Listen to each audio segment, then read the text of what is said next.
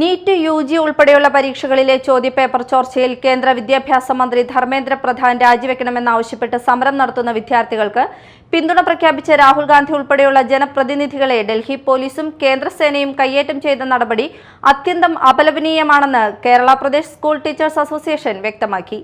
പ്രതിഷേധ പ്രകടനത്തിന്റെ സമാപന യോഗം KPSTA തൃശൂർ ജില്ലാ പ്രസിഡന്റ് CJ ദാമു ഉദ്ഘാടനം ചെയ്തു. വളരെ ക്രൂരമായി മർദ്ദിച്ചുകൊണ്ട് ഈ രാജ്യത്തെ നിയമവ്യവസ്ഥയെ ലംഘിച്ചുകൊണ്ട് അവരെ റോഡിൽ കൂടെ വലിച്ചിഴച്ചാണ് അറസ്റ്റ് ചെയ്തത്.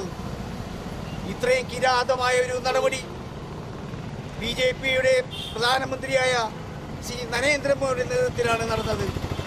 ഇന്ന് രാജ്യത്ത് ഒരു കാര്യവും നടക്കുന്നില്ല. വിദ്യാഭ്യാസ മേഖല ആകെ താറുമാറായിരിക്കുന്നു. മേത്തല മണ്ഡലം കോൺഗ്രസ് പ്രസിഡന്റ് സേവ്യർ പങ്കത്ത് അധ്യക്ഷത വഹിച്ചു.